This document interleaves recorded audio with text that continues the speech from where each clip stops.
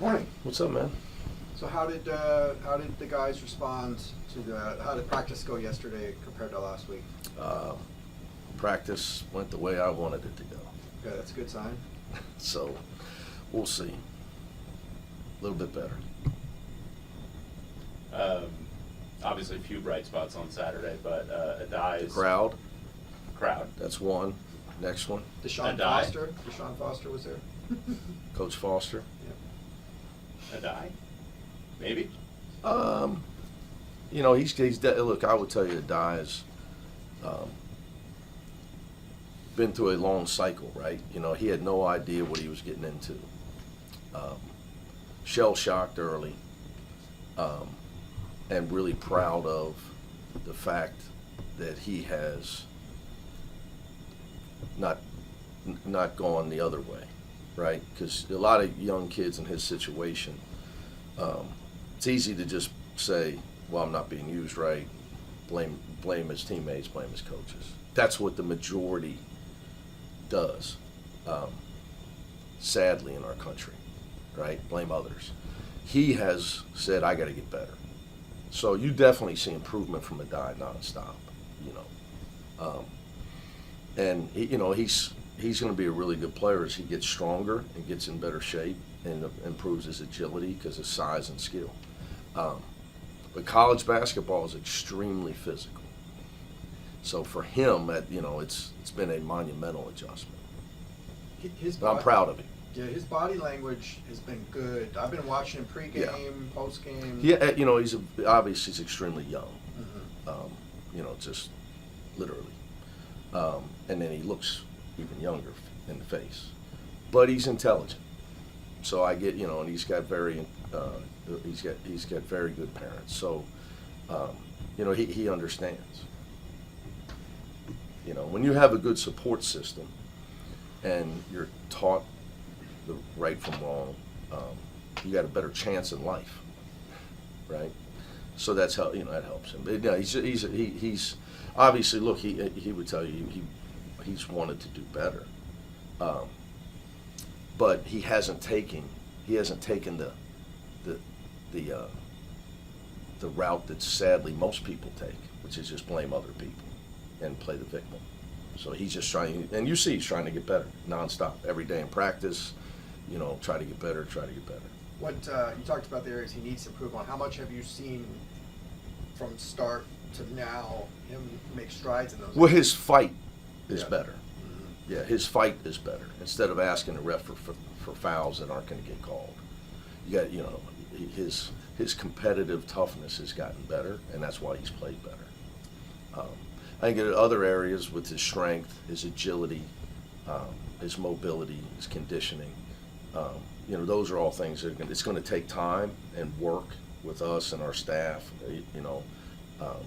that he'll get better over time.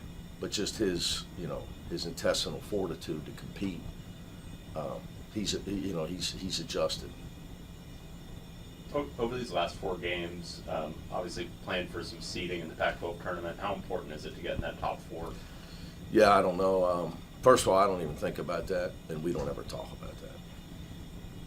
So, I know, obviously I know who you work for, and I know, you need that talk. You need all that talk. So, and I understand it, and all that talk, and is good for college basketball, because if people didn't care, we ran out of the tunnel all excited to play, and it was empty. It's not very fun. And sadly, we all learned that in 2020. Running out of that tunnel to an empty arena. But no, I just don't, and you talk about conference tournaments, in my opinion, I've seen all kind of people win them. At this point in the season, like, to me, you feel like a pretty self-assured person. Well, what's your sense of urgency? What do you mean? Like, you got 4 games left in the regular season, and I mean, if Yeah. you were to lose the first game back, so you literally got 5 games left in the season, and you just Yeah, we don't. just- Again, I hope you're with me again next year, because you definitely work hard, and I do notice things, although I don't read, so I can't critique your writing. Okay. So I apologize for That's it. okay. But I know you work hard. all I care about is practice today. And when the season's over, then I got to care about roster construction, meeting with players, putting our team together for next year, and coming to work and getting that, whatever the job to get done that day is that day. So, yeah, I would tell you this, the college, if you can't look at, it's just anything, you can't look at the totality of things, because then you'll waste your day, whatever it may be. And the sad thing is, we could also play to April, but you didn't mention that because of expectations, right? You're like, well, this team's not going to play till April. But we don't let people define who we are. So we're just going to try to get better and see what the hell happens, right? I mean, that's what we're going to do. Because you don't know. Now, I mean, none of us know.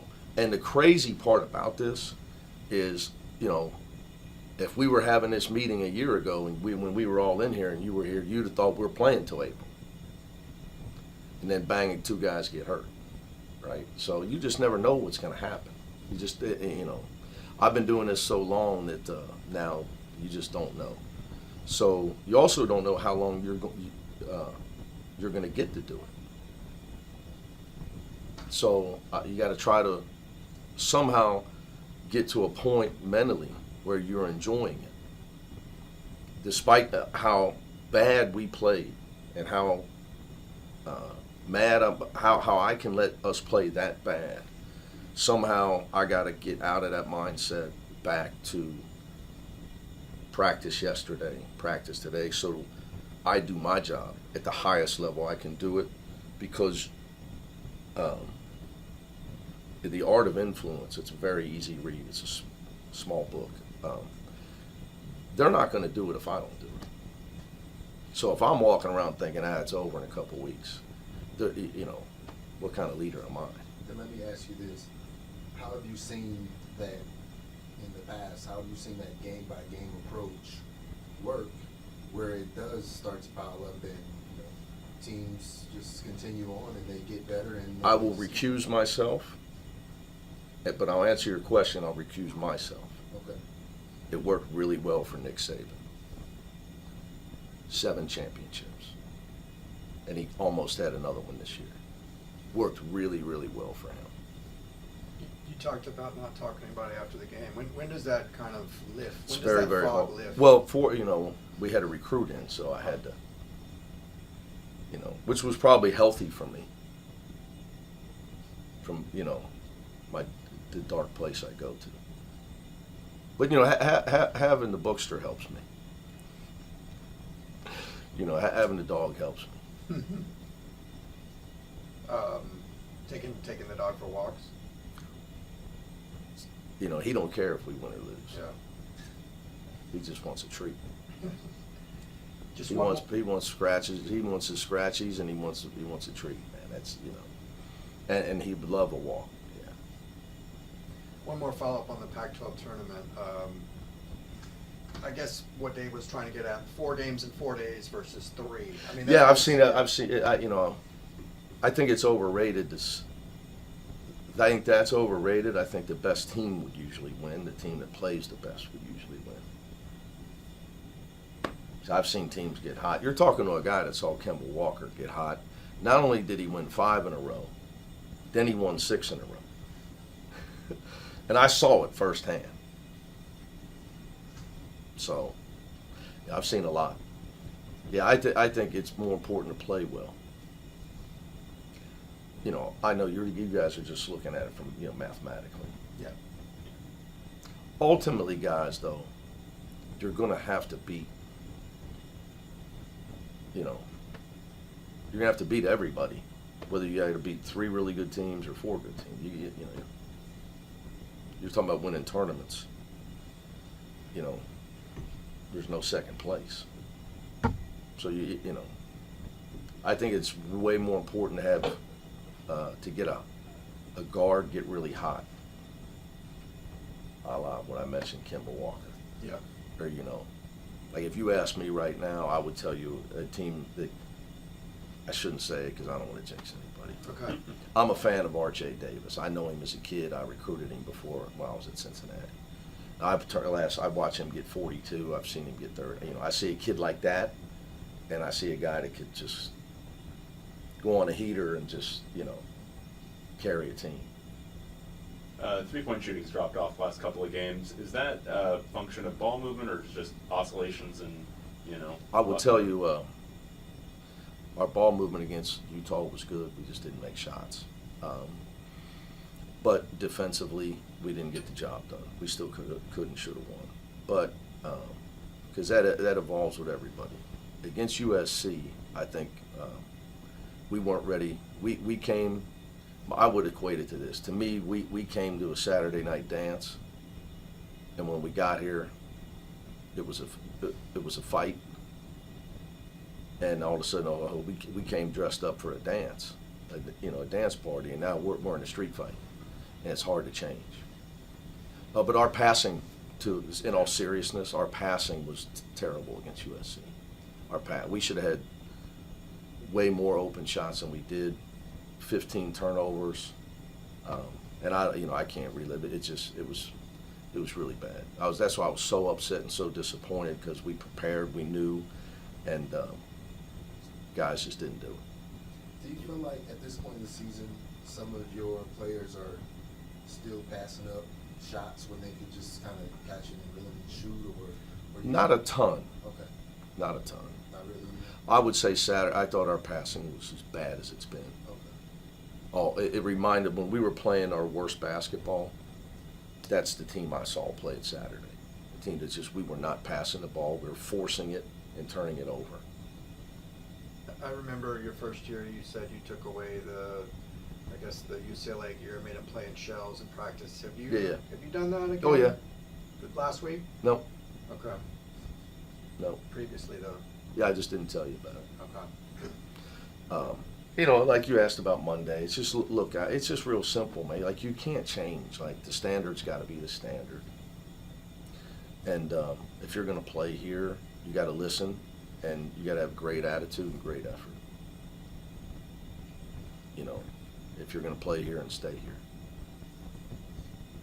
You mentioned putting guys on the treadmill. What would be a trigger for that?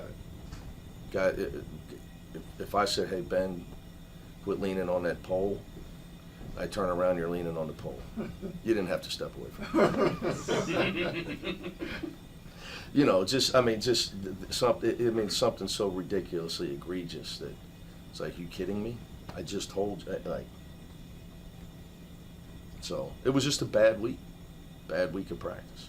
What I've learned is, historically, what I would tell you is, we had a similar record my second year at Murray State. We had won 30-something games, went to the NCAA tournament my first year. I thought I was the next Coach Wooden.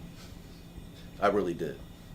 You know, and you're young, you think, oh my God, you know, I get a job at 31.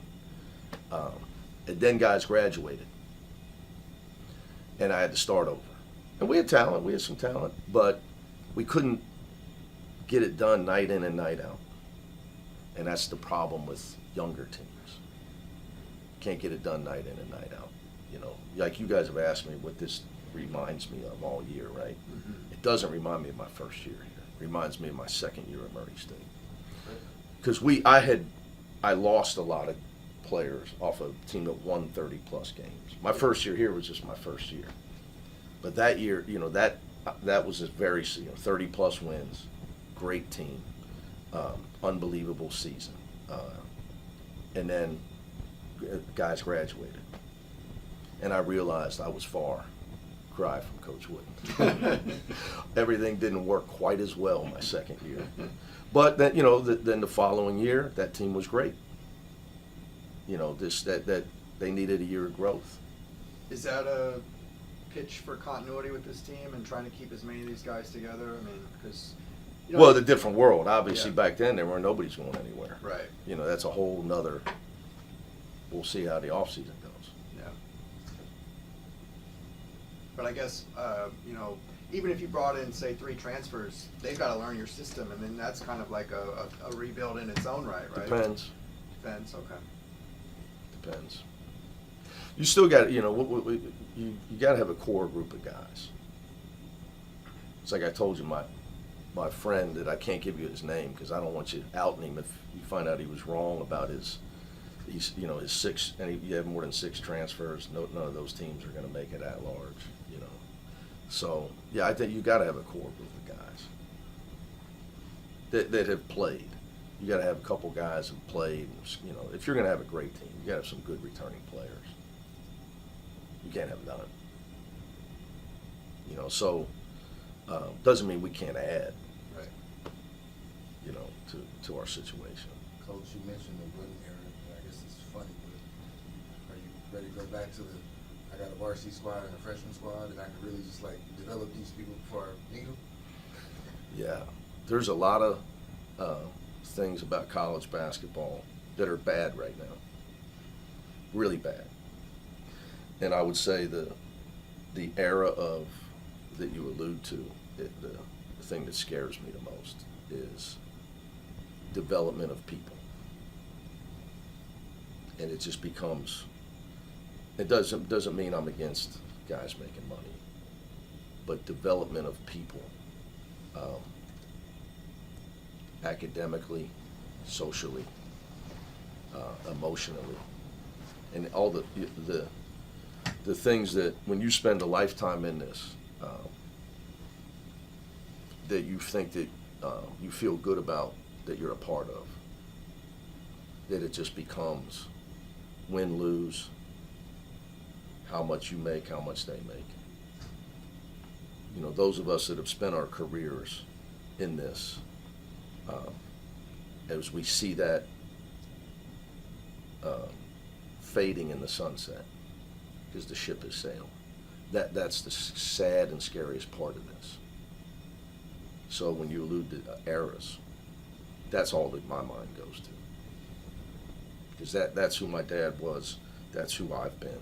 And I have a lot of friends in coaching, we all talk. I mean, you know, it's definitely a new era. It takes time. You need time for that. If you want to develop a person, you can't develop a person. Correct. Well, sometimes you can develop a person in a year, but most likely you need more time. I would agree. Wholeheartedly, my friend, wholeheartedly. All right, Will, you guys got anything else? Did you get any wooden stamps? There was the same time as we had shoot around, so were they Okay. giving them away?